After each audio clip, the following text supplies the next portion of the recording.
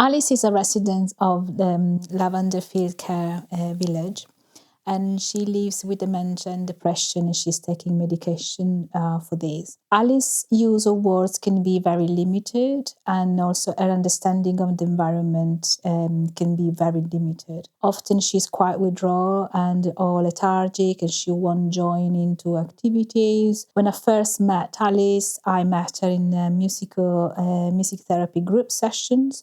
And most of the sessions, she was quite lethargic, not really engaged. Alice been referred to music therapy service by the activity coordinator because they were struggling in engaging Alice in most of the activities that were going on into their home. When I started individual music therapy session with Alice, I set up a room with different musical instruments and digital keyboard.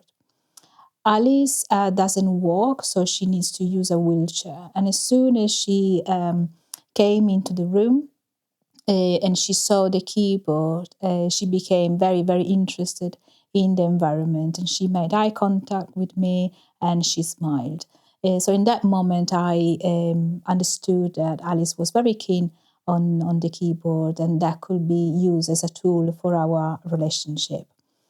So once I got her attention, thanks to the musical instrument, I started engaging Alice with familiar songs from her childhood, and I started using exaggerated facial expression, smiling and laughing, and also using my body to create a contact with her and the musical instrument.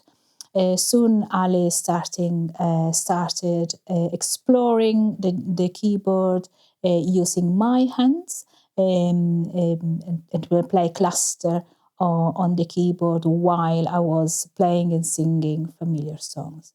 And when she felt more confident through times, she started exploring the keyboard and playing clusters by herself. She loves upbeat songs and familiar songs, and she explored the keyboard in front of her. She can make eye contact, and after important cognitive stimulation through the music therapy session, she can then verbalize small sentences like, "Oh, it's lovely," or "I like that." The music therapy session didn't stop after the music therapy outside the music therapy room, but I noticed that whenever I was bringing Alice into the room, she could get a little bit distressed because of the walking and the pushing the wheelchair into the corridor, and it looked like Alice was a little bit in discomfort or mostly scared to fall down.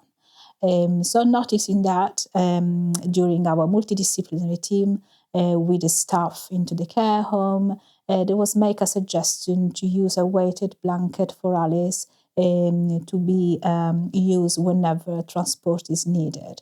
That also because she may get distressed, for example, when the minivan used to get her to different activities outside the home.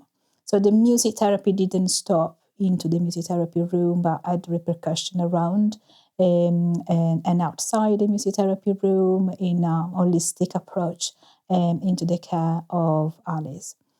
Now Alice is engaged not only in music therapy, individual music therapy session, but also in the group session. Staff has reported that whenever she has individual music therapy session in the morning, she maintains an alertness throughout the day, and she also remains engaged during the afternoon group music therapy session. So now in the group session, she plays musical instruments, she follows instructions, verbal and non-verbal, she explores different musical instruments, and she smiles to myself, to the therapist, and also she remains engaged, sometimes humming familiar songs.